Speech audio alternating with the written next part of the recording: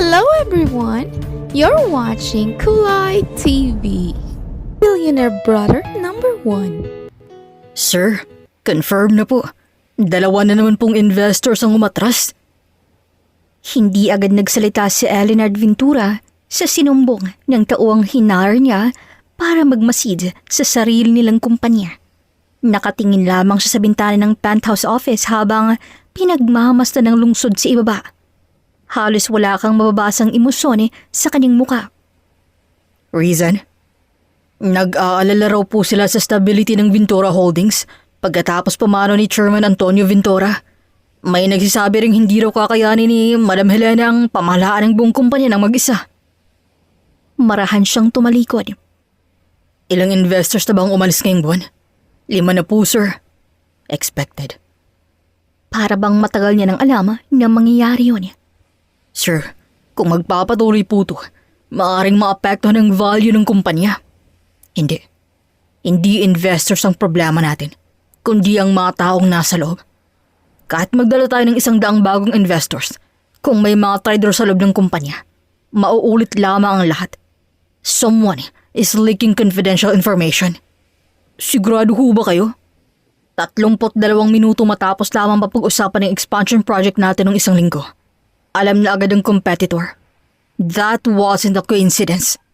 Sir, baka naman po hacker lang. No. People betray. Systems don't. Sasabihin ko kay Mom to cancel every hiring recommendation coming from upper management. At simula bukas, may bago akong plano.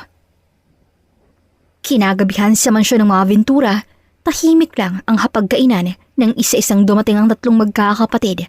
Naunang umupo si Kaskin. Late ka na naman. Traffic. Traffic? Traffic? Ay naka-helicopter ka? Saad ng kambal ng si Dixon, nakadarating lamang din at saktong narinig ang usapan. Traffic sa Himpapawid? Umirap si Dixon.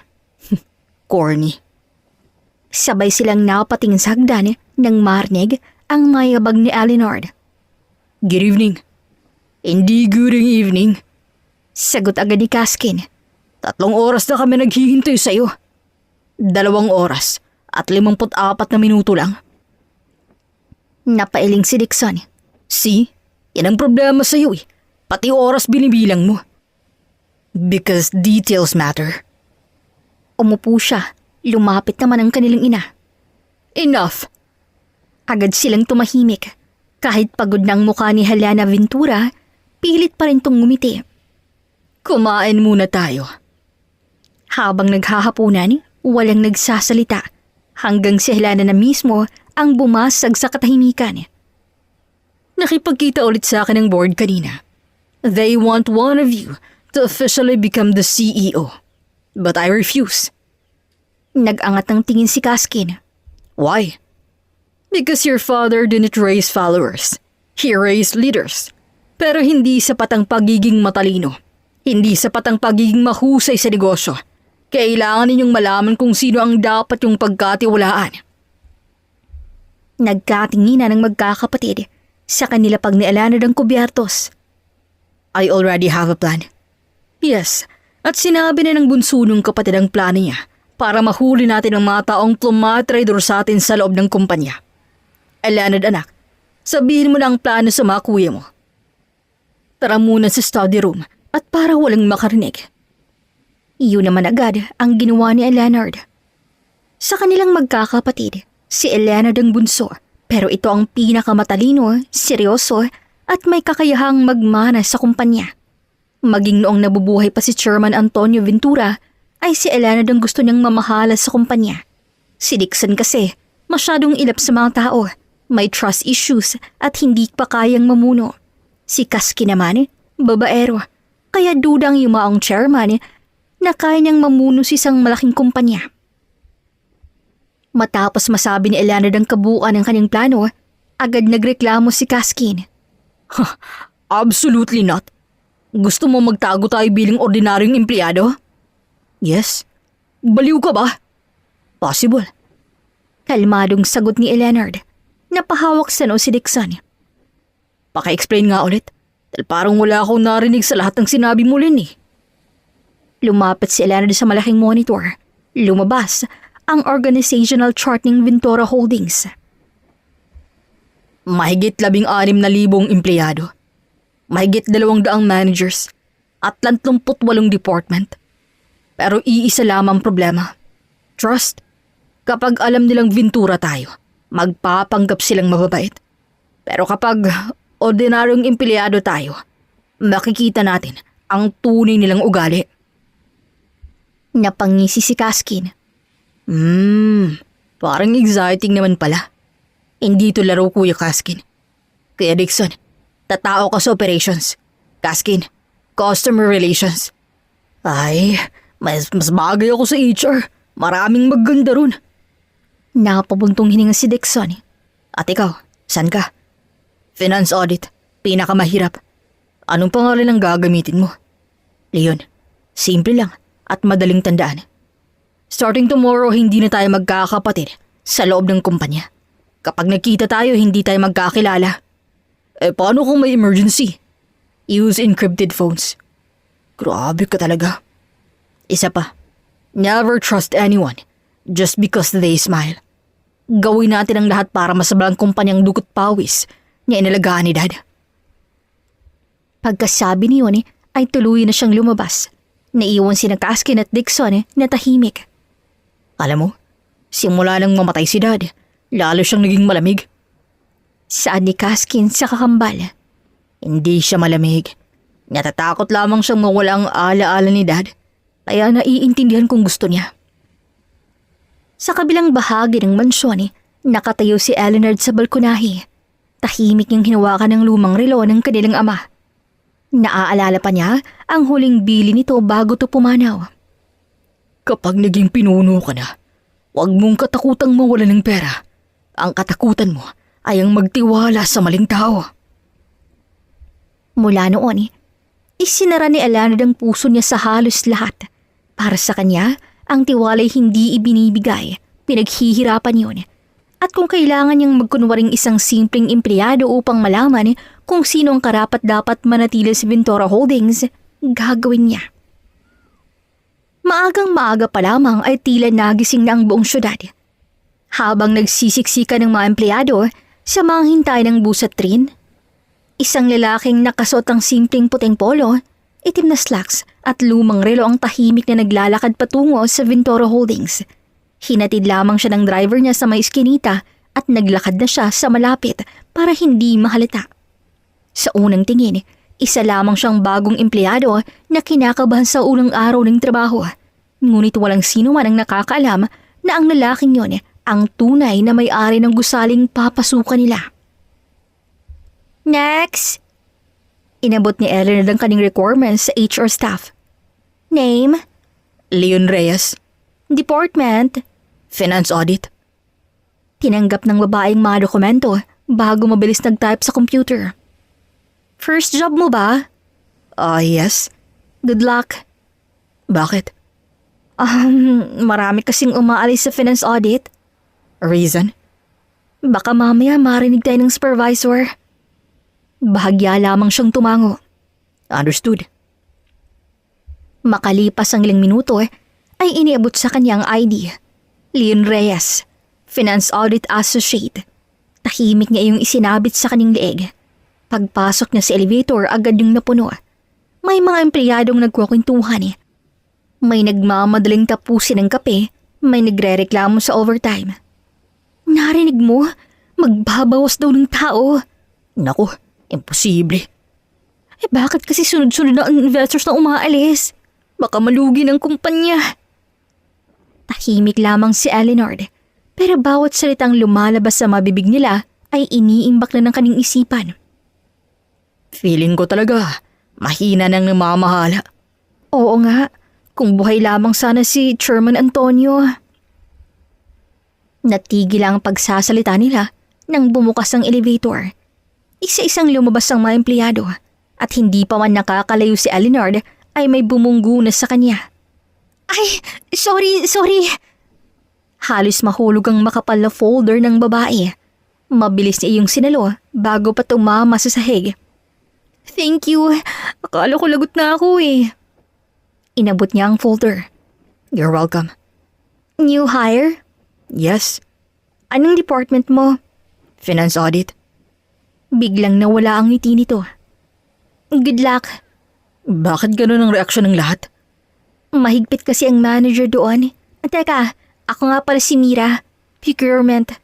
Leon, See you around, Leon. Tumakbo ng babae habang niyakap ang mga folder. Tahimik lamang siyang tumingin dito hanggang sa mawala ito sa kanyang paningin. Pagkatapos, pinagpatuloy niya ang paglalakad. you're late. Pagpasok pa lamang niya sa Finance Audit Department, ay yun agad ang bumungad. Nakatayo sa gitna ang lalaking nasa 50 taong gulang. Nasa orientation po ako. Excuses. Tumahimik na lamang si Eleanor. Isa-isa na ring napatingin sa kanya ang mga empleyado.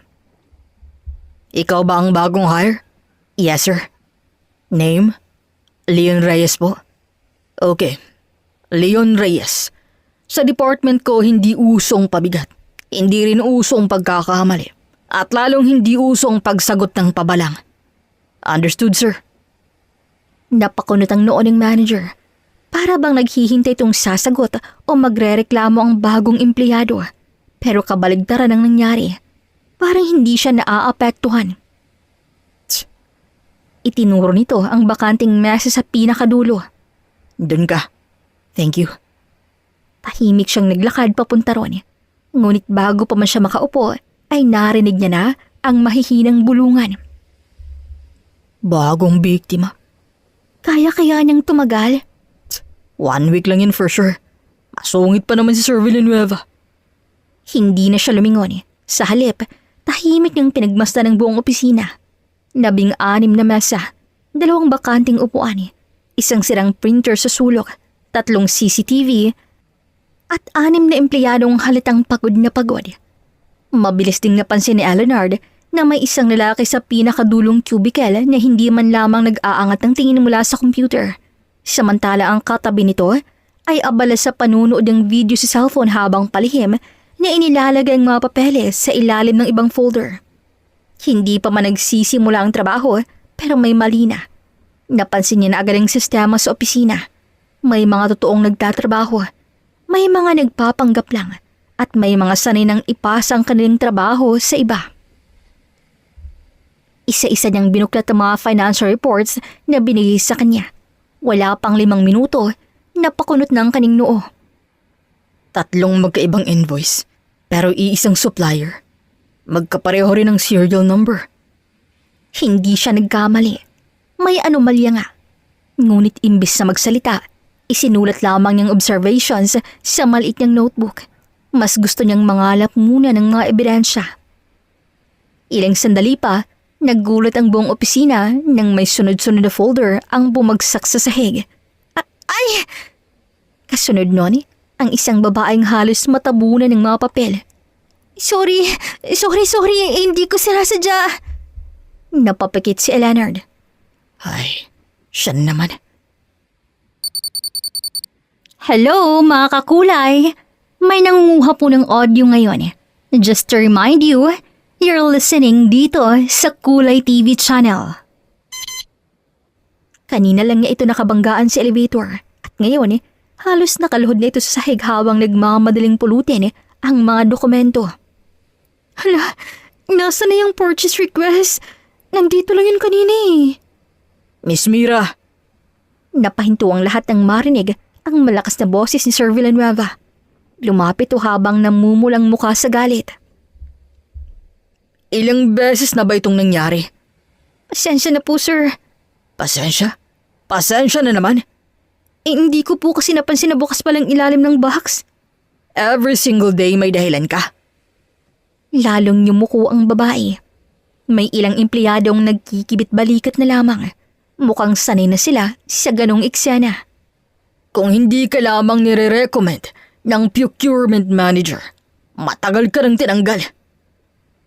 Tahimik lamang na pinagmasdan ni Eleanor ang eksena. Hindi siya nakailam, pero may napansin siya. Habang nagagalit kasi si Sir Villanueva, ang lalaking kanina pa nakaupo sa pinakadulong cubicle ay palihim na may isinuksok sa dokumento sa isa pang folder. Tumayo siya agad. Naglakad papunta sa printer na malapit sa cubicle ng lalaki at kinuhang mga print na papel na kunwari kanya. Kasabay niyon, mabilis niyang sinilip ang folder. Binago niyang sequence ng liquidation reports. Hindi pa niya alam ang dahilan, pero sigurado siyang sinadya iyon. Leon, Napalingon siya, isa sa mga senior auditors ang tumawag. pakidala nga ito sa procurement. Okay po. Tinanggap niya ang folder. Paglabas niya ng department, nakita niyang nakaupo si Mira sa isang bench hallway. Tahimik lang to, nakayuko at may hawak na tissue. Mukhang pinipigilan ng pag-iyak. Hindi siya lumapit, ngunit bago pa siya tuluyang makalampas, nagsalita ang babae. Ang tanga-tanga ko, no? Hindi siya sumagot, pero napatingin siya sa babae. Alam mo, simula nang pumasok ako rito, araw-araw na lamang ako napapagalitan. Hindi naman ako bobo eh. Halutang lang talaga ako minsan. Nag-aaral naman ako ng mabuti. Nag-overtime din. Napatingin si Alenard sa mga papel na hawak nito. Puro notes. May iba't ibang kulay ng highlighter. May sariling computations. May sticky notes sa bawat pahina. Kompleto. Mas organisado pa kaysa sa karamihan ng empleyado. Kung tamad si Mira, wala sana itong gantong klaseng reviewer. Kung pabayadin ito, hindi ito maglalaan ng oras para gumawa ng ganong kadetalye na notes. Tumayo si Mira at agad na inayos ang buhok. Sige, balik na ako. Baka hanapin na naman ako eh. Pagkatapos ng 2 hakbang, diretso tong bumangga sa glass door na akala nito'y bukas. Aray! Napapikit si Leonard at tahimik siyang napabuntong hininga. Hinimas naman ni Mira ang noo habang nahihiyang tumingin sa paligid. Nakalimutan kong sirado pala. Namula ang pisngi ni Mira bago dahang-dahang binuksan ang pinto at mabilis na pumasok. Unang beses sa loob ng maraming taon, halos gusto nang mapailing ni Eleanor Ventura. Hindi dahil sa inis, kundi dahil hindi niya maintindihan kung paano nagagawang mabuhay ng isang taong ganun katalino, pero ganun din naman kalutang. Pagsapit ng 8:00 ng gabi, isa-isang huminto ang mga sasakyan sa malawak na driveway ng Ventura Mansion. Kahit naman kasi gaano sila kaabala, kailangan pa rin nilang magsabay-sabay sa hapunan. Iyon ang ayaw nilang mawala sa kanila. Naunang dumating si Dixon. Tinanggal niya ang necktie habang naglalakad papunta sa dining hall. Good evening, Mom. Ngumiti si Helena. Pagod? Medyo ho. Makalipas ang ilang minuto, bumukas muli ang pinto. Tahimik na pumasok si Alenard. Bit-bit pa rin niya ang simpleng backpack na ginamit niya bilang Leon Reyes. You're home. Tumango lamang siya. Nasaan ang kambal mo, Kuya Dix? Parang sinadya naman ang timing dahil bumukas ang pinto at pumasok si Kaskin. Nandito na ang paborito niyong anak. Napailing si Dixon. Sinong may sabing ikaw? Ako. Umupo ito habang nakangiti. Self-love lang. Hindi na lamang pinansin ni Eleanor ang kapatid. Makalipas ang ilang segundo ay nagsimula na nga silang kumain. So, how was your first day? Tanong ni Helena sa 3 anak. Nagpunas muna ng bibig si Leonard bago nagsalita. May problema sa finance audit. May duplicate invoices, questionable liquidation reports, at may empleyadong posibleng nagtatago ng documents. Bahagyang lumaki ang mga mata ni Helena. Sure ka? 98%, Mom. Bakit hindi 100? Because I still need proof. Tumango ang kanilang ina. Sunod namang tumingin si Helena kay Dixon. Ikaw naman. Operations is chaotic. Paano? May mga supervisors na maayos. May iba namang halos hindi alam ang ginagawa. May isang warehouse pa nga na kulang ang inventory. Pero kompleto ang records. Napataas ang kilay ni Alenard. Interesting. Iyon din ang naisip ko. Tumango silang dalawa na parabang pareho silang may nabubuong larawan sa kanilang isipan. Ngunit biglang naputol ang usapan dahil sa kabilang dulo ng mesa, malakas na tumawa si Kaskin habang nakatuon ang atensyon sa kanyang cellphone. Mabilis ang paggalaw ng mga daliri nito sa pagre-reply. Maya-maya'y ngumiti na naman eh. Napailing si Dixon. Bro, Hindi to sumagot. Makalipas ang ilang segundo, Kaskin. hindi pa rin to lumingon.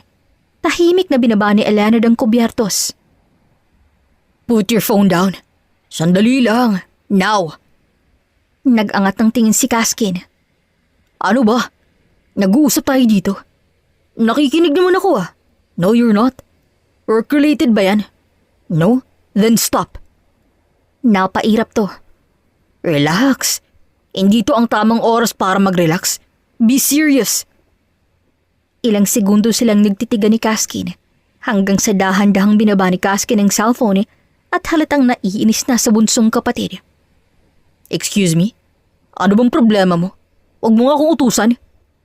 Nanatiling kalmado si Alinard. Hindi kita inuutusan. Talaga?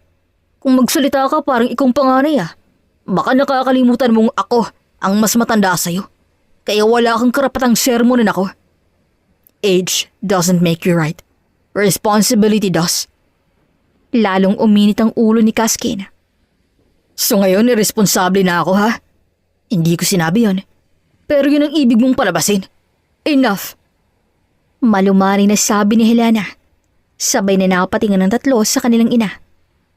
Wala pang isang araw ang plano ninyo tapos ganito na agad. Ang gusto ng ama niyo magtulungan kayo, hindi magpalakihan ng ego. Napabuntong hininga si Kaskin bago muling kinuha ang cellphone. Ngunit sa pagkakataong yon, pinatay niyang screen at nilapag yun sa mesa. Fine. Sorry. Tahimik na pinagpatuloy nilang hapunan at ang mga usapan tungkol sa mga napapansin nila sa kumpanya at sa departamento kung saan sila nabibilang. Maaga pa lamang ay abala na ang Finance Audit Department. May mga nagpiprint ng reports, may nagkakape habang nagmamadaling tapusin ang presentation at may mga tahimik na nakayuko sa kanika nilang computer. Eksaktong 8:00 nang dumating si Leon Reyes.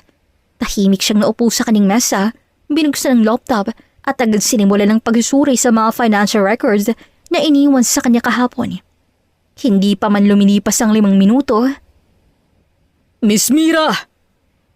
umalingaw-ngaw ang malakas na boses ni Mr. Villanueva sa buong floor. Halos mapatigil sa ginagawa ang lahat. Napatingin ang ilang empleyado sa labas ng glass office. Naroon si Mira. Magkahawak ang 2 kamay sa harapan. Nakayuko habang nakikinig. Ano na naman to? Pasensya na po, sir. Pasensya? Ilang beses ko bang sasabihin na i-double check mo ang mga dokumentong ipinapasa mo?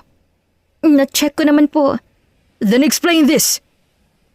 Iwinisiwas nito ang isang folder. Maling purchase order number. Agad na napayuko si Mira. Nagkamali po ako ng file na nadala. Exactly. Tahimik lamang si Leonard. Ni hindi man lamang siya nag-angat ng tingin. Patuloy lamang siyang nagtatype. Hindi na ugaling mangialam dahil hindi iyon ang kaning misyon. Kaya ka laging nagkakamali. Delutang ka. Sorry po. Sorry? Anong silbi ng sorry mo ha? Kung hindi ka lang maganda, baka matagal ka nang natanggal. Natigilan ng lahat. May ilan pang napayuko. Hindi na yun simpleng sermon. Personal na yun. Sa totoo lang, hindi ko alam kung paano ka nakapasok dito eh. Baka naman puro pagpapakyut lang alam mo. Doon na huminto ang pagtatype ni Leonard. Unti-unti niyang inalis ang salamin sa mata at nilapag sa mesa. Tumayo siya at huminto ilang hakbang ang layo kay Mr. Villanueva. Sir, Napataas ang kilay ng manager. may kailangan ka? Kayo po bang nag-approve ng probationary evaluation ni Miss Mira? Napakunot ang noon nito. Oo, bakit? Kung incompetent siya, bakit niyo po siya pinasa? Hindi yun ang punto, Reyes. Iris, kung naniniwala kayong wala siyang kakayahan, dapat hindi niyo siya pinayagang magpatuloy. Bagong empleyado ka pa lang. Huwag kang makialam. Hindi po ako nakikialam. Then what are you doing? I'm reminding you. Correcting an employee is part of leadership. Humiliating an employee isn't.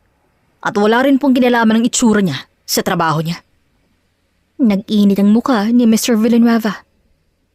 Pinapangaralan mo ba ako? Hindi. Then stop talking. Tahimik na tumingin si Leonard Camira. Namumula ng mga mata nito pero pilit pa rin hindi umiiyak. Muli niyang binalingan ng manager.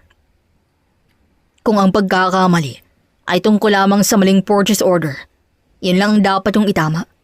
Ang mga personal na insulto, hindi na nakakatulong sa kumpanya at lalong hindi nakakatulong sa empleyado. Ay, nako. Leon Reyes, sa tingin mo ba alam mo na agad ang lahat dahil 2 araw ka pa lamang dito? Hindi, pero alam kong may hangganan ng respeto. Napatikob ng bibig ang manager. Ilang segundo silang nagtitigan hanggang sa maras itong ibinagsakang folder sa mesa. Pareho kayong bumalik sa trabaho ninyo. Pagkatapos ay mabilis tong pumasok sa opisina at malakas na isinara ang pinto. Nanatiling tahimik ang buong departamento. Unti-unting bumalik ang lahat sa kanika nilang ginagawa. Pero halatang hindi pa rin makapaniwala sa nangyari. Sino ba naman ang maglalakas loob na sagutin si Mr. Villanueva? Lalo na kung 2 araw pa lamang sa kumpanya. Samantala, nanatiling nakayuko si Mira. Thank you. Hindi siya nilingon ni Eleanor. Wala akong pinagtanggol. Ginawa ko lamang sa tingin ko'y tama. Iniwan niyang babae at tahimik na bumalik sa kaning mesa. Simula nang mangyaring komprontasyon kay Mr. Villanueva, may isang bagay na unti-unting nagbago sa araw-araw ni Eleanor. Napapansin niyang sa tuwing magkakasalubong silang dalawa ni Mira, lagi na siya nitong binabati. Good morning, Leon! Masiglang bati nito isang umaga habang halos tumatakbo papunta sa procurement. Napatingin lamang siya rito. Good morning. Ngumiti si Mira bago kumaway at tuluyang nawala sa hallway. Napailing na lamang siya. Ang aga-aga. Ang dami ng energy. Kinabukasan, pagdating niya sa kanyang mesa, napahinto siya ng may isang paper cup ng mainit na kape doon. Wala iyong pangalan. Wala ring note. Tahimik niyang tiningnan ng paligid. Wala ka bang in-order? Tanong niyang katabi niyang auditor. Wala. Baka sa'yo yan. Hindi niya to ginalaw. Makalipas ang halos 10 minuto, may napansin siyang aninong sumilip mula sa bahagyang nakabukas na pinto. Napatingin siya ron at doon niya nakita si Mira na para bang inaabangan kung ininom na ba niya ang kape. Napailing siya. Siya pala. Akala niya, isang beses lamang yun pero nagkamali siya. Lalo kinabukasan, may kape ulit. Sa sumunod na araw, another kape na naman. Minsan hot latte, minsan americano, minsan cappuccino. Isang Lunes ng umaga, mas maaga siyang dumating kaysa karaniwan. Tahimik pa ang buong opisina. Ilang empleyado pa lamang ang naroon. Habang inaayos niyang laptop, may narinig siyang marahang yabag. Hindi siya lumingon. Sa refleksyon ng monitor, nakita niyang dahan-dahang lumapit si Mira. May hawak na paper cup. Palinga-linga muna to. Ay, okay. Mahina nitong bulong si sarili. Wala pa siya. Maingat nitong inilapag ang kape sa mesa. Tapos inayos pa nito ang posisyon para eksaktong nasa kanan ng keyboard. Perfect. Ngunit paglingon nito, ganoon na lamang ang gulat niya nang makita nga nakatayo na pala si Eleanor sa likod nito. Nanlaki ang kanyang mga mata. Napakamot to sa batok. Ikaw pala. Hindi ko alam na nandyan ka na. Actually, nagkandara pa tong magpaliwanag. Hindi ko naman gustong ipahalata. Gusto ko lang magpasalamat sa alam mo na, tungkol nung ipinagtanggol mo ako. Tumango si Eleanor. Thank you. Unti-unting lumaki ang ngiti ni Mira. Welcome! At gaya ng dati, naglakad na naman tong paalis. Ngunit sa sobrang pagmamadali, diretso na naman tong bumangga sa glass door. Aray!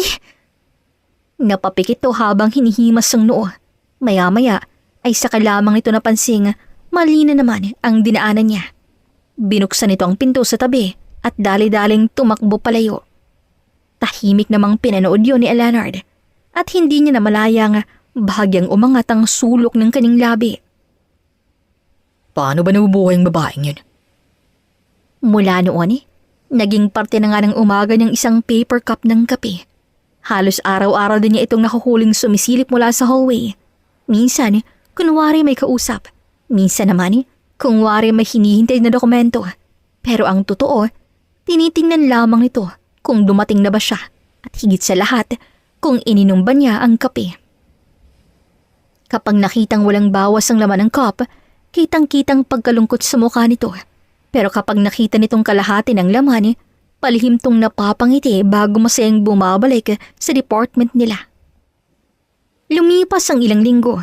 Unti-unti nang nasanay si Alenard sa buhay bilang Leon Reyes. Sa umaga, audit reports. Sa tanghali, meetings. Sa hapon, tahimik na pagmamatsid sa mga tao nang nasa loob ng Ventura Holdings. Bandang 5:00 ng hapon, isa-isa nang nagsiuwian ng mga empleyado. Tahimik na isinara ni Alenard ang laptop at lumabas ng gusali.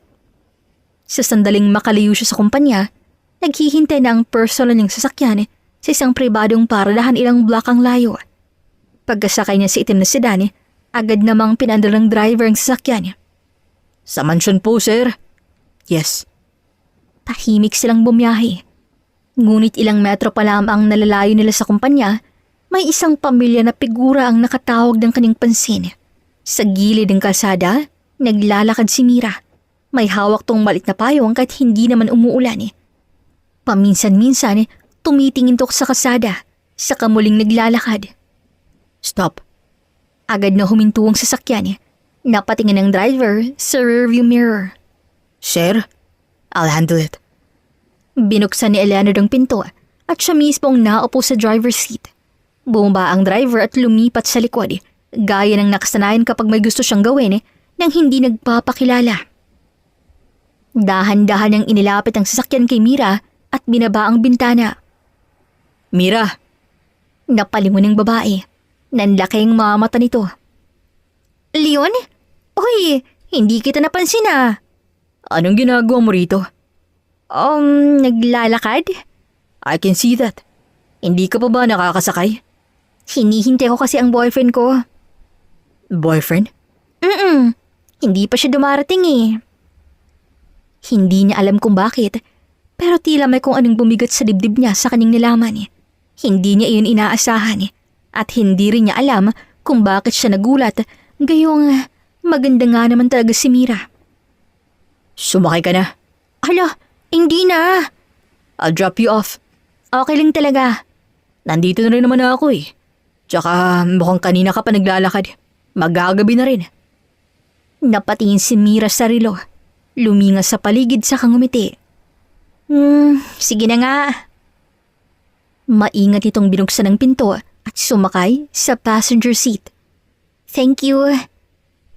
Tahimik na umandar ang sasakyan pero hindi pa man sila nakakalayo. May malakas na busina mula sa likuran. Isang motorsiklong huminto sa kanilang tabi. Isang lalaking naka-helmet ang agad bumaba. Tinanggal ito ang helmet at tumiretso sa bintana ni Mira. Ba't sasakay ka na naman sa iba? Agad na bumaba si Mira. Hala, sorry. Anong sorry? Sabi ko maghintay ka, di ba? Naghihintay naman ako. Baka lang kasi umulan. Paggabi na rin ito, wala ka pa. Di sana nag-tricycle ka na lang o nag-bus. Na-late lang ako. Sasakay ka agad sa kotse ng ibang lalaki. Kaopisina ko lang siya. Ano ngayon? Ang hirap sa'yo, Mira. Konting inconvenience lang hindi mo na mahintay. Tuloy na lamang sana kung hindi sumipot para hindi na ako naabala pa. Unti-unting yumuko si Mira. Sorry. Sorry ka ng sorry. Alam mo galing pa akong kabilang bayan ha? Hassle na hassle ako sa'yo. Tahimik namang nakikinig si Alenard mula sa loob ng sasakyan. Mahigpit ang pagkakahawak niya sa manibela pero hindi siya nagsasalita. Samantalang si Mira, tahimik lamang habang nakayuko. At sa hindi niya mapaliwanag na dahilan, unti-unti na namang tumidigas ang ekspresyon ni Alenard habang pinagmamasdan ang eksena sa labas ng sasakyan. Agad na lumingon si Mira sa bintana ng sasakyan. Leon, sorry ha at salamat sa offer mo. Dito na lang ako sa boyfriend ko. Hindi siya sumagot.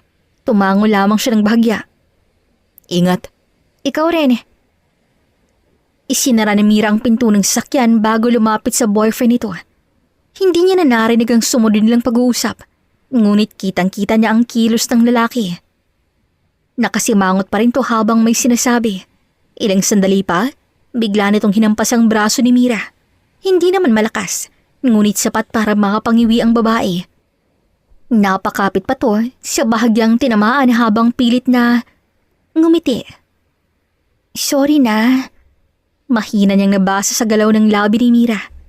Muling may sinabing lalaki bago iniabot ang helmet. Sa loob ng sasakyan, dahan-dahang kumuyom ang kamao ni Alinard. Umigting ang paa niya. Hindi niya gustong nakita, lalong hindi niya nagustuhan ang paraan ng pakikitungo ng lalaki kay Mira. Hindi ba niya kayang magsalita ng maayos? Kailangan pa ba talagang pagalitan ng isang taong naghihintay lang naman? Nakapabuntong hininga siya. Hindi niya dapat pakialaman yun. Relasyon nila yun at wala siyang karapatang makialam. Tahimik niyang binalik ang tingin sa kasada. Sir, lilipat ho ba ako? Mahinang tawag ng driver mula sa likuran. Diyan na lang po kayo, Manong. Ako na lang po magdadrive. Habang papalayo sila, hindi na muling lumingon si Alinard. Pinili niya na lamang ito ng atensyon sa daan. Kinabukasan, hindi na namamalay ni Alinard na ilang ulit na pala siyang napapatingin sa orasan. Mag-aalas 8 na kasi at yun ang karaniwang oras na dumarating si Mira. Eksaktong alas 8, isa-isa nang nagsidatingan ng mga empleyado. May mga nagmamadaling pumasok, may mga naghahabol ng attendance, ngunit hindi niya nakita si Mira. Baka na late lang. Lumipas ang 10 minuto, 20, 30, ngunit nanatiling bakante ang daanang madalas daanan ni Mira. Hindi niya alam kung bakit pero tila may kulang. Leon. Napatingin siya sa katabi ng auditor. Huwag mo nang hintayin. Ha? Si Mira? Bahagyang kumunot ang noon niya. Naka-leave daw. Reason? Hindi ko alam. Basta ang sabi ng procurement, absent siya ngayon. Tumango lamang si Alinard. Pagkatapos noon, muli siyang yumuko sa laptop. Focus. May dahilan siya kung bakit siya naroon. Hindi para isipin ng isang empleyadong naka-leave, kundi para alamin kung sinong unti-unting sumisira sa Ventura Holdings. Makalipas ang ilang oras, isang makapal na folder ang nilapag sa mesa niya. Leon. Si Senior Auditor Ramos iyon. Check mo nga ito. Tinanggap niya ang folder. Pagkabukas pa lamang nito, agad na may napansin ang matalas ng mata. 3 reimbursement forms. Pare-pareho ang petsa. Pare-parehong supplier. Ngunit magkakaibang pirma. Hindi normal yon. Tahimik niyang isa-isang kinumpara ang mga dokumento. Pagkatapos ay binuksan ang digital records. Mas lalo siyang napakunot noo. Hindi lamang duplicate invoices. May binabago rin sa encoded records. Mabilis niyang isinulot ang observation sa maliit niyang notebook. Hindi niya ginagamit ang company computer para sa mga personal niyang findings. Ayaw niyang mag-iwan ng digital trail. Habang abala siya sa pagsusuri, may isang boses ang narinig niya mula sa kabilang cubicle. Uy, bilisan mo baka mapansin. Hindi siya agad lumingon. Kinuha niyang stapler na nasa dulo ng mesa bilang dahilan upang mapalapit. Sakto niyang nasilayan ng 2 empleyadong mabilis nagpapalitan ng isang brown envelope sa ilalim ng mesa. Pagkakita sa kanya, bigla silang tumahimik. May kailangan ka ba, Leon? Kalmado siyang tumango. Stapler. Thanks. Bumalik siya sa mesa na tila walang napansin. Ngunit sa isip niya, may isa na namang pangalan ang naisulat. Hindi pa siya sigurado kung sangkot ang 2 yun, pero sapat ang nakita niya upang hindi sila alisin sa kanyang listahan.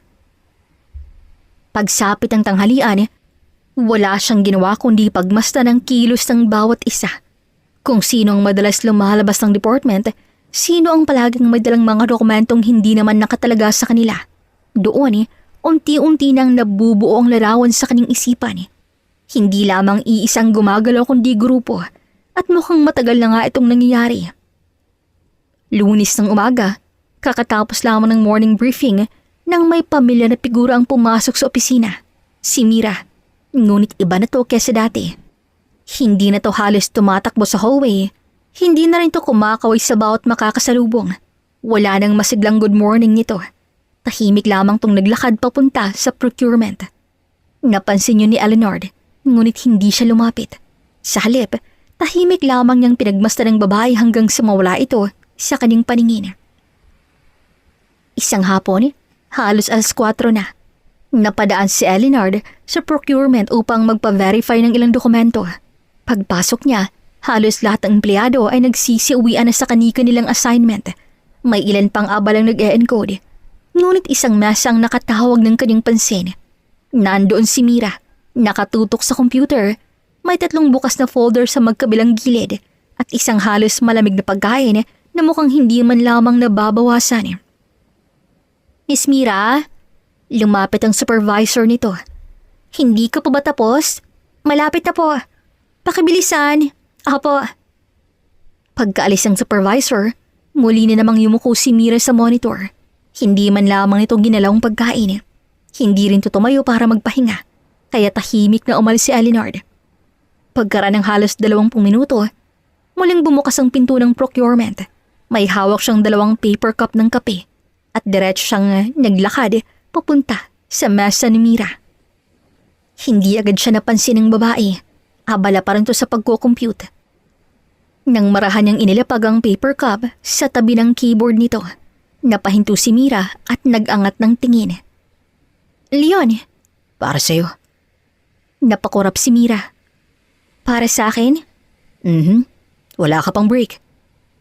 Mabilis namang napatingin ng babae sa malabing ng pagkain sa mesa. Saka muling tumingin sa paper cup. Thank you. Ngumiti ito pero hindi nakatulad ng dati na malawak. Isang maliit na ngiti lamang. Kumain ka rin. Mas mabilis kang mapapagod kung puro trabaho ka lang. Ikaw pa talagang nagsabi niyan ha? Yung nakaraan naabutan kitang 7:00 na sa office. Tapos sasabihin mong kumain ako? Fair point. Bahagyang umangat ang sulok ng labi ni Eleanor. Napahinto naman si Mira at saglit tong nakapatitig sa kanya. Ngumiti ka. Ngumiti ka. Agad yung ibinalik sa dating ekspresyon. Hindi. Okay. Hindi na to nakipagtalo pa. Hinawakan labang ito ang paper cup gamit ang 2 kamay. Tila pinapainitan ng mga palad. Salamat, Leon. Tahimik siyang tumango bago tumalikod upang bumalik sa finance audit. Humigit kumulang 5:30 na nang tuluyang matapos ni Eleanor ang lahat ng reports na kailangan niyang suriin. Isa-isa nang nagsiuwian ng mga empleyado. Tahimik niyang isinara ang laptop bago isinukbit ang backpack. Habang papalabas siya ng finance audit department, kusa siyang napalingon sa procurement. Bukas pa ang ilaw. Hindi pa ba sila tapos? Napadaan siya sa mesa ni Mira. Nandun pa rin ang bag nito, katabi ng monitor. May tumbler pa. Napakunot noo siya. Nandito pa siya? Napalingon siya sa isa sa mga empleyadong magsasara na ng computer. Excuse me? Yes? Nasaan si Mira? Si Mira? Nasa rooftop yata. Rooftop? Madalas siyang umaakit doon kapag gusto niyang mapag-isa. Habulin mo na. Pero wag lamang kayong papaabot ng 6:00 ha? Bakit? Nilala kasi ng guards ang rooftop. Kapag nala kayo ron, sa security na kayo hihingi ng tulong. Okay. I'll keep that in mind. Tahimik ang rooftop nang makarating siya doon. Unti-unti na ring lumulubog ang araw. Sa pinakadulong bahagi, may isang babaeng nakaupo sa sementong harang. Nakayakap sa sariling tuhod at mahinang humihikbi. Hindi agad lumapit si Eleanor. Ilang segundo muna siyang nanatili sa likuran nito. Pagkatapos, naglakad siya palapit. Naupo siya sa tabi nito. 1 linggo kang nawala. Hindi pa ba ubos ang luha mo? Napalingon ito, saglit itong natigilan. Pagkatapos, natawa ng mahina. Grabe ka naman. Pinunasan itong mga mata. Hin ba talagang una mong sasabihin? Kala ko effective eh. Natawa muli si Mira. Napating si Eleanor sa papalubog na araw. I'm free. Wala rin naman akong balak umuwi agad. So kung wala kang pagsasabihan ng nararamdaman mo, Pwede mong sabihin sa akin. Hindi agad nagsalita si Mira. Nakatitig lamang to sa kanya. Parang sinusukat kung seryoso ba siya. Hanggang sa biglang nanginig ang labi nito at nagsimula ng humagulhol. Nakapalanok si Elinard. Hindi ko yata manang-isipan yung sinabi ko. Hindi niya alam kung yayakapin ba niya to, tatapikin o pababayaan. Kaya hinayaan muna niyang umiyak ang babae. Dumipas ang halos 2 minuto, unti-unti ring humupang paghikbi nito.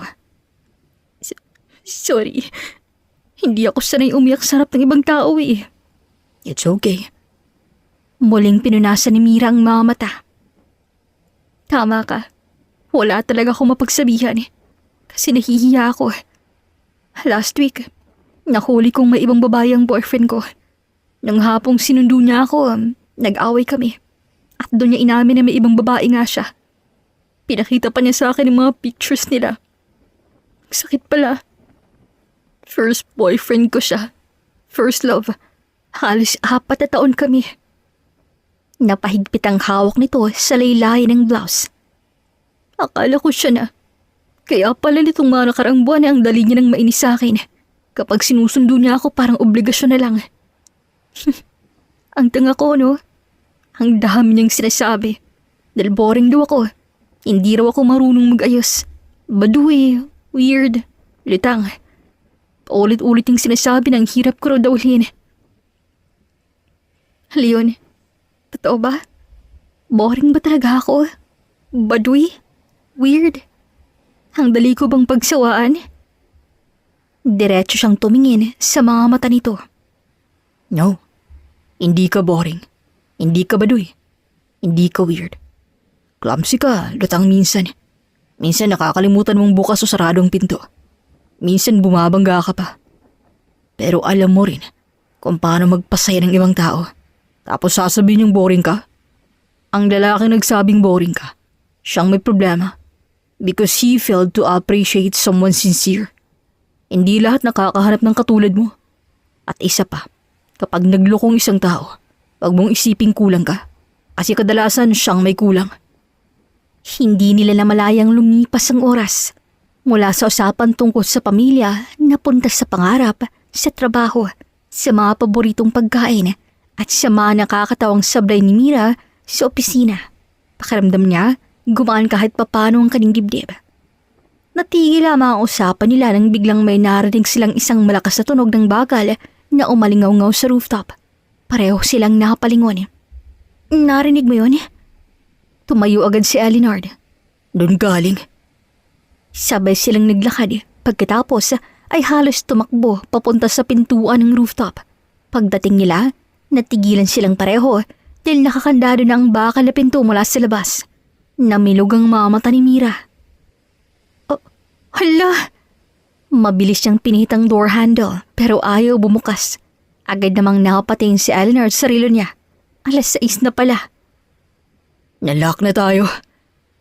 Agad kumatok si Elinard ng malakas. Hello? May tao ba rito? Sinabayan din yun ni Mira. Kuya! Kuya Gordon, dito pa ho kami! Ngunit kahit ano pang sigaw at kalampag nila, hindi sila naririnig ng guard dahil nakasuot ng earphones. Why isn't he responding? Muling sumigaw si Mira. Kuya! Please! Pagkatapos ng ilang segundo, napaupo si Mira sa sahig. Napahawak to sa noo. Patay! Ang phone ko naiwan ko pala sa bag. Napabuntong hininga si Elinard dahil masti ang kanya ay naiwan din. Pareho silang nahatigilan. Please tell me nagbibiro ka. I wish I was. Napahawak to sa ulo. Hala talaga. Napalakad-lakad to sa rooftop. Paano na tayo nito? Don't tell me hihintay nating mag-umaga bago tayo mabuksan dito. Hindi ba may emergency exit? Lahat ng access nakalock. Ay, ang galing. Congratulations sa atin. Hindi lamang ako lutang, ikaw rin. First time kong may kasama sa katangahan ko. Hindi to katangahan. Carelessness. Masosyal pakinggan. Napailing si Mira habang natatawa. Hindi ko alam kung seryoso ka o naaasari. Pero tingin mo may makakapansin kaya na wala tayo? I hope so. Napaupo na lamang si Mira sa malamig na semento. Napasandal naman si Eleanor sa konkretong pader. Hindi ko talaga alam kung matatawa ko o maiinis eh. Sa dami ng pwedeng mangyari sa buhay ko. Ito pa talaga. I've never been locked in a rooftop before. Achievement unlocked. Congratulations. Thank you. Muli silang natawa. Unti-unting naging komportableng katahimikan sa pagitan nila. Maya-maya, tumingin si Mira sa kanya. Leon, pwede ba ako magtanong? Mayaman ka ba? Bahagyang napaangat ang kilay ni Eleanor. Bakit mo na itanong? Kasi nakita kita nung isang araw, nung ihahatid mo sana ako. Sedan yung kotse mo. So? So, hindi naman pakaraniwang kotse yun eh. Pinagmasdan siya ni Mira mula ulo hanggang paa. Ano? Ewan, feeling ko kasi may tinatago ka. Everyone has something they don't tell other people. Oo naman eh, pero sa'yo iba. Ang hirap mong basahin tapos may hawig ka pa. Hawig? Kanino? Saglit tong nag-isip. Teka. Naaalala ko na. Sino? Yung anak ng yumaong Chairman Antonio Ventura. Nakita ko siya minsan eh, matagal na. May pinadala kasi sa akin ng manager ko sa office ng chairman. Pagpasok ko, nandun yung picture ng 3 anak niya. Tapos ikaw, kamukhang-kamukha mo yung bunso. Alam mo, minsan naisip ko, baka nagpapanggap ka lamang na empleyado eh. Bahagyang umangat ang sulok ng labi ni Eleanor. What if? Oo. Natigilan si Mira. Ha? Huwag nga. Pinifeel mo naman ang sinabi ko eh. Seryoso? Unti-unting nawala ang ngiti ni Mira. Pinagmasdan niyang mukha ng binata at doon niya nakitang hindi nga ito nagbibiro. Wait, sandali. Huwag mong sabihin. Ikaw? My real name is Eleanor Ventura. Nanlaking mga mata ni Mira. Hindi ito makapagsalita. Paulit-ulit lamang nitong tinitingnan ang kaning mukha. Hindi pwede. I know. Kaya nga walang nakakaalam. Napahawak si Mira sa bibig. Teka, totoo ba? Anak ka nga talagang Chairman Ventura? Yes? Seryoso? Bigla nitong hinawakan ng sarili niyang pisngi. Ay, baka nananaginip lang ako. Hindi. Teka lang, hindi ko ma-process. Pero bakit? Bakit ka nagpapanggap na empleyado? Doon siya tumingin sa madilim na syudad sa ibaba. Nung namatay ang dad namin, akala ng lahat, ang pinakamalaking problema namin ay ang pagkawala ng chairman. Pero mali. Ang tunay na problema ay ang mga taong nagsimulang magbago. Unti-unting umatras ang investors kasi wala silang masyadong tiwala sa kakayahan ng CEO ngayon, which is ang mom ko. May mga confidential information lumalabas at may mga taong nagsisimulang samantalahin ang sitwasyon. I trusted reports. I trusted executives. I trusted investigations. But none of them gave me the truth. So I decided to find it myself. Kaya kaming 3 magkakapatid ay nasa iba't ibang department para makita namin ang hindi nakikita ng mga nasa taas. Kung paano tatuhin ng managers ang empleyado, kung sinong totoong nagtatrabaho, kung sinong nagpapanggap lang, at kung sinong posibleng sumisira sa kumpanyang itanayo ng ama namin. Natahimik si Mira. Unti-unti nitong naunawaan ang lahat. Kaya pala ang talas mong mag-observe. Kaya rin pala, hindi ka natatakot kay Mr. Villanueva? May iba bang nakakaalam bukod sa akin? Wala. Kaya ang sinabi ko sa'yo ngayong gabi should stay between us. I promise. Pagkatapos, tinaas ito ang kanang kamay na parang nanunumpa. Scout's honor. Nag-scout ka? Hindi. Pero cute pakinggan. Muli silang natawa. Pagkaraan ng ilang sandali, muling naging tahimik ang rooftop. Hindi alam ni Eleanor kung tama bang ginawa niyang pagsasabi ng katotohanan. Labis ang risk. Isang maling tao lang ang makakalam ng lihim ng yon. Maaaring masira ang buong plano nilang magkakapatid. Ngunit habang nakatingin siya kay Mira, wala siyang nakitang kasakiman sa mga mata nito. Tahimik na muli ang rooftop matapos ibunyag ni Eleanor ang tunay niyang pagkatao. Hindi pa rin makapaniwala si Mira.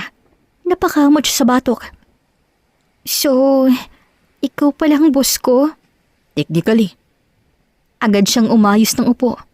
Hala, ba't di mo sinabi agad? Hindi pwede. Naalala ko tuloy lahat ng katangahan ko. Yung nabangga ko yung glass door. Yung natapunan kita ng kape. Yung araw-araw kitang binibigyan ng kape. Hala, boss ko palang nabigyan ko minsan ng 3-in-1. Hindi napigilan ni Eleanor ang mangiti at matawa. Bakit ka tumatawa? Tingin mo nakakatawa? Medyo. Hindi ko talaga lubos maisip. Pinagtanggol mo pa ako. Nagdrama pa ako sa harap mo. Umiyak pa ako. Tinakpan niyang muka. Pwede bang kalimutan na lang natin lahat ng yon? Tahimik na pinagmamasdan ni Eleanor ang babae. Hindi niya alam kung bakit, pero mas gusto nitong nakikitang ganito. Mas totoo at mas natural. Dahan-dahan siyang lumapit ng konti. Relax. Hindi ako makapag-relax. Boss kita. Si Leon pa rin naman ako eh. Hindi ako sanay. Bahagyang umaling si Eleanor. Pagkatapos, marahan niyang ginulo ang buhok ni Mira. Hoy! Agad na napahawak ang babae sa ulo. Ano ba? Natawa siya ng mahina. Nagulat si Mira. Nang ilang sandali lamang, ay siya rin ang maingat na nagayos ang magulong buhok nito. Dahan-dahan ang inayos ang hilang hiblang nakaharang sa mukha ni Mira. Unti-unting natahimik ang dalawa. Nagtagpo ang kanilang mga mata. At sa unang pagkakataon, hindi empleyado ang nakikita ni Eleanor. Hindi ang babaeng laging lutang at hindi rin ang babaeng araw-araw na papagalitan, kundi isang babaeng may mapupungay na mata, mahahabang pilik mata at isang ngiting kahit pagod ay may kakaibang init. You're beautiful. Hindi niya namalayang napatingin siya sa mga labi nito. Samantaling si Mira parang nakalimutang huminga. Leon, mahina niyang bulong. Unti-unting lumapit si Eleanor. May sandali pa para umatras. May pagkakataon pa para pigilan ng sarili. Ngunit sa halip, marahan niyang idinikit ang kanyang labi sa labi ni Mira. Isang napakaikling halik lamang yun. Agad din siyang bahagyang lumayo at pinagmastan ang reaksyon ng babae. Namumulang pisngi nito. Hindi ito nagsasalita. Hindi rin siya itinulak palayo. Bagkus, unti-unti lamang nitong ipinikit ang mga mata. Kaya nang sandaling yun, muli siyang lumapit at hinalikan siyang muli. Hindi na nila parehong alam kung paano sila nakarating sa pinakasulok ng rooftop kung saan hindi matatamaan ng ilaw at hindi makikita ng ibang buildings. Basta't ang alam nila, nadarang na sila sa mainit na sensasyon na pareho nilang nadarama. Dahan-dahang ipinasok ni Eleanor ang malaki at malapad niyang kamay sa loob ng damit ni Mira. Dahilan para mapadaing ito at mapakagat sa labi. Nang hindi na makatiis, tinanggal ito ng dahan-dahan ng butones ng kaning suot at pinagmasdan ang malaking hinaharap ng dalaga. Pwede ba? Pwedeng-pwede, Leon. Doon, pinaglaruan niyang dalawang bundok gamit ang bibig. Hindi na rin nakatiis pa si Mira at dinakma niya rin ang nasa ilalim ng pantalo ng binata. Wala na silang pakialam kung paano sila pupwesto ng sandaling yun. Wala na silang pake kung mahirap ang sitwasyon nila, ang posisyon at kung gaano kalamig sa ibabaw.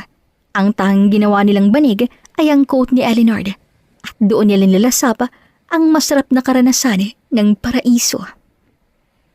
Matapos may mangyari sa kanila, kapwa na sila walang mga saplot habang nakaupo pa rin na magkatabi. Pinoprosesong nangyari kanina-kanina lang. Ibig bang sabihin ito? Hindi na natuloy ang sasabihin ni Eleanor nang makarinig sila ng sunod-sunod nakatok sa pinto. Sir Eleanor, nandyan ho ba kayo? Nanlaki ang mga mata nilang dalawa. Napatingin si Mira kay Eleanor. Leon! Driver ko yun. Magbihis ka na dali. Agad silang tumayo. Dali-daling inayos ni Mira ang gusto nitong buhok at damit habang si Eleanor naman ay mabilis isinot ang coat na ginawa pa nilang banig. Kalma. Paano ako kakalma? Driver mo yan. Paano kung diin kumatok? Eh di makikita niya tayong uling sa plot. Muling kumalabog ang pinto. Sir, nandyan pa po ba kayo? Ayos ka na. Tumango si Mira kahit halatang namumula pa ang muka. Lumapit si Eleanor sa pinto. Nandito ako, Manong. Sir, salamat naman. Narinig nilang kalansing ng susi. Ilang segundo pa, bumukas ang bakal na pinto. Pagkabukas pa lamang, ay halos mapapuntong hininga ang matandang driver. Sir, kanina po ako tawag ng tawag. Hindi po kayo sumasagot kaya nagpunta na po ako rito. Nakipagtalo pa sa akin tong guard kasi wala na raw pong tao. Sabi ko naman meron pa. Buti na lang tama ako. Akala ko po may nangyari na. Naiwan ko ang phone ko sa opisina, Manong. Lumingon ang driver sa guard. Ano ba naman kayo, kuya? Nilock nyo agad nang hindi man muna chinecheck ang rooftop? Agad na yumuko ang guard. Pasensya na po. Alas 5 po kasi ang out ng mga empleyado. Alas 5:30 wala na dapat tao rito. By 6, protocol na pong ilock. Nakasayan ko na pong walang tao rito kaya di na po ako nag-check. Paano kung may naiwan nga? Pasensya na ho talaga. Bago pa lumaking usapan, nagsalita si Eleanor. Don't worry, Manong. I'm fine. Kasalanan ko rin naman. Dapat mas maaga kaming bumaba. But still, sir. Naputol to ng mapatitigang guard sa mukha ni Eleanor. Unti-unting nanlaki ang mga mata nito. Teka. Ikaw si Sir Eleanor Ventura? Tahimik na napangiti si Eleanor at inilagay ang hintuturo sa sariling labi. Shh. Secret muna. Opo, sir. Pasensya na po. Relax. Walang problema. Tumango ng paulit-ulit ang guard. Samantalang sa likuran ni Eleanor, tahimik lamang na nakatayo si Mira. Hanggang ngayon, hindi pa rin siya makapaniwalang ang lalaking ilang linggo niyang binibigyan ng kape. Ang lalaking sinasabihan niyang seryoso, suplado, at minsan pa'y inaasar ay ang tunay na tagapagmana ng Ventura Holdings. Kinabukasan, halos magkasabay silang dumating sa Ventura Holdings. Pero agad napansin ni Eleanor na para bang hindi na siya pinapansin ni Mira. Hindi siya nito binati. Hindi rin to ngumiti. Tahimik lamang tong naglakad, nakayuko, saka mabilis na lumilis ang direksyon ng magtamang mga mata nila. Napakunot noo si Eleanor. Iniiwasan niyo ba ako? Lumipas ang buong umaga, 3 beses na nga silang nagkakasalubong. 3 beses ding umiwas ng tingin si Mira. Kapag may kailangang ipasang dokumento, sa ibang empleyado nito pinapadaan. Kapag nasa pantry sila, bigla itong lalabas. Bandang tanghali break time, habang palabas si Mira's hallway, may isang kamay na marahang humawak sa kaning pulso. Leon. Bago pa siya makapagsalita, marahan siyang inakay ni Eleanor sa emergency exit. Tahimik ang lugar, walang tao, kaya isinara niya ang pinto. Sumandal siya sa pader habang nakaharap kay Mira. Leon. Bakit mo ko iniiwasan, Wala. Mira. Kasi hindi ko alam kung paano ko kakausapin. Bakit? Kasi ikaw yung boss ko. At maraming nangyari kagabi na sure akong bunga lamang ng pagkabiglahan nating dalawa. Tahimik siyang tumitig dito. Pagkatapos ay marahan niyang hinawakan ng kamay nito. Mira, huwag kang umiwas. Iniiwasan mo na ako after what happened last night? Dahil ba nalaman mong boss mo ako? Well, too bad. Siniguro ko talagang mabubuntis ka kagabi. Kaya wala ka ng takas. Ano? Agad tong napahawak sa sariling tiyan. Totoo ba? I'm joking. Leon! Bahagya niya itong tinapik sa braso. Grabe ka! Kinabahan ako! Sorry. Hindi ka nakakatuwa. Pero kahit nagre-reklamo, napanggi na rin si Mira. Unti-unting nawala ang tensyon sa pagitan nila hanggang sa muling naging seryosong mukha ni Eleanor. Mira, I love you. Matagal ko nang gustong sabihin yan. At ayokong isipin mong nagbagong nararamdaman ko dahil sang nalaman mo kung sino ako. Sorry kung hindi ko pa pwedeng ipagsigawan sa ngayon. May kailangan pa akong tapusin. Kapag nalaman ng mga taong totoong pagkatao ko, masisira ang plano namin ng mga kapatid ko. Akala ko, pagsisisihan mong nangyari? Never. Ang pinagsisisihan ko lang ay kung hahayaan kitang umiwas sa akin. Napatawa si Mira kasabay ng pagpahid sa luha. Kung ganon, kung may kailangan ka pang gawin, tutulungan kita. Hindi ko man alam lahat ng misyon mo pero alam kong ginagawa mo yon para sa kumpanya ng pamilya mo. At gusto kong nasa tabi mo, hindi bilang empleyado, kundi bilang taong naniniwala sa'yo. Lumipas ang malinggo, habang ang lahat ay abala sa kani-kanilang trabaho, lihim na magtutulungan sina Eleanor at Mira. Leon, mahinang bulong ni Mira isang gabi habang nakaupo sila sa archive room. May hawak tong isang makapal na folder. May napansin ako. Ito, nakailang beses nang lumalabas ang pangalan ng supplier na to. Binuksan niyo ni Eleanor. Tahimik niyang kinumparang mga pirma.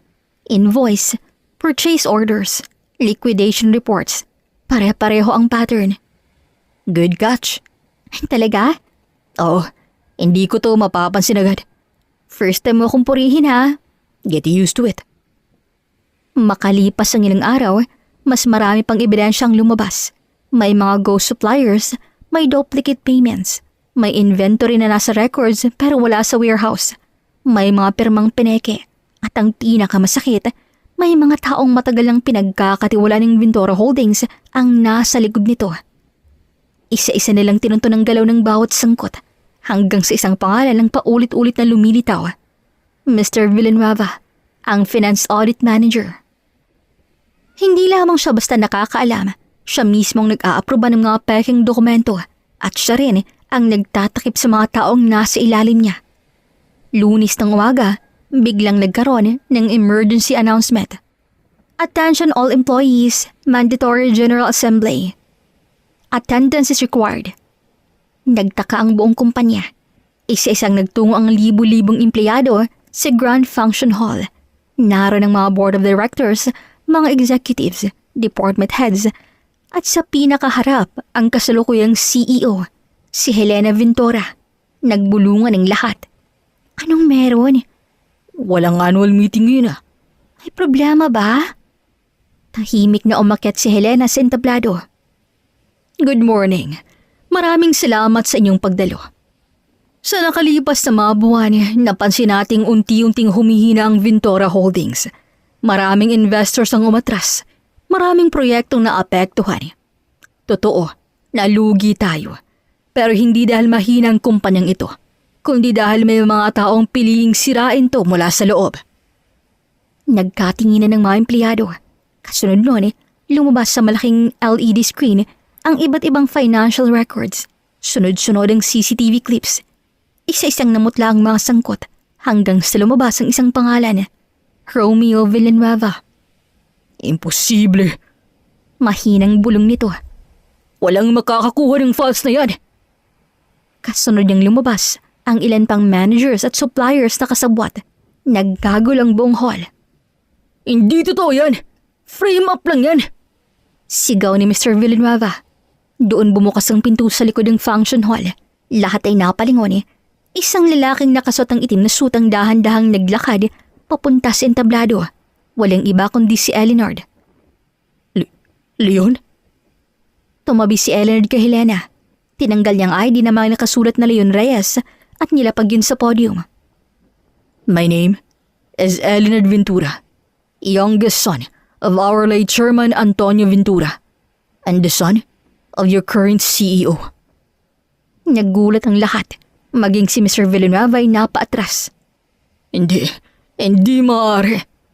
Mr. Villanueva, ilang buwan kitang pinagbastan. Nakita ko kung paano mo tratuhin ang mga empleyado, kung paano mo manipulihin ng reports, at kung paano mo takutin ang mga gustong magsabi ng totoo. Hindi investors ang muntik sumira sa Ventura Holdings, kundi ang kasakiman ng iilang tao. Pagkatapos ay tumingin siya sa lahat ng empleyado. Sa mga naging tapat, maraming salamat. Sa mga natakot, hindi ko kayo sinisisi. Dahil simula ngayon, hindi natakot ang mamamayani sa kumpanyang ito, kundi integridad. Sabay nun, pumasok ang mga security personnel at isa-isang nilapitan si Mr. Villanueva at ang iba pang sangkot. Mr. Villanueva, you're under investigation. Sabi ng head of security, hindi na ito nakapalag. Makalipas ang ilang araw matapos mabunyag ang lahat ng anomalya, muling nagsagawa ng board meeting ang Ventura Holdings. Tahimik na tumayo si Helena Ventura sa harapan. Nang mamatay ang asawa ko, akala ko kaya kong akuin ang lahat. Pero mali ako. Tamang asawa ko. Darating ang panahon na mas magiging handa ang mga anak namin kaysa sa amin. Lumapit siya kay Elinard at kinuha niya ang CEO nameplate na nasa kanyang harapan. Effective today, I hereby appoint Elinard Ventura as the new Chief Executive Officer of Ventura Holdings. Sabay-sabay na nagpalakpakan ng buong conference room. Thank you, Mom. Huwag mo kong pasalamatan. Patunayan mong tama ang desisyon ko. I will. Kasabay ng pag-upo ni Elinard bilang bagong CEO, hinar na rin si Mira bilang kanyang executive secretary. Hindi makapaniwala si Mira, pero tinanggap niya pa rin. Good morning, Madam Secretary. Napakamot siya sa batok. Huwag mo akong tawagin ganyan. Bakit? Nakakailang. Tumayo si Elinard. Okay, Miss Secretary. Mas lalo na. Napatawa siya at niyakap to ng mahigpit. Elinard, ano ba? Baka may makakita sa atin. Ano naman ngayon? Kinakaya mo ba ako? Ano? Baka kamo akong magtatanong sa'yo niyan. Kasi syempre, CEO ka. Sekretarya mo ako. Baka sabihin ng iba, ginagamit ko lang posisyon mo. Hayaan mo sila. Hindi naman nila alam na akong unang nahulog sa'yo eh. At ngayon okay na. Pwede ko nang ipagsigawan sa lahat kung gaano kita kamahal. I love you. Ngumiti si Mira. Mahal na mahal din kita. So, will you finally be my girlfriend? May nangyari na nga sa atin eh. Obvious na ba kung anong magiging sagot ko? My answer is yes. Yes, Elinard. Yes, Leon. Hindi na napigilan ni Elinard ang yakapin siyang muli. Pero ngayon, mas mahigpit na. Dahil wala na nga silang balak pakawalan ang isa't isa. The end. Sana po'y nagustuhan ninyo ang kwento ng pag-ibig ni Elinard at Mira.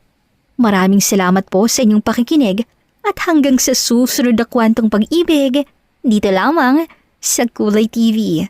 Daghang salamat and dumping! Okay mga kakulay, maraming salamat po for watching or listening. Abangan po ninyo ang story ng Billionaire Brother number 2 sa next upload natin. As always, thank you to our narrator, Miss Regine. And thank you to my co-author, Miss Yen. This is Ethel McMenamin, Kulay TV creator/writer, saying, bawat buhay ay may kulay. Thank you and take care. Dagan kayong salamat. See you sa next story.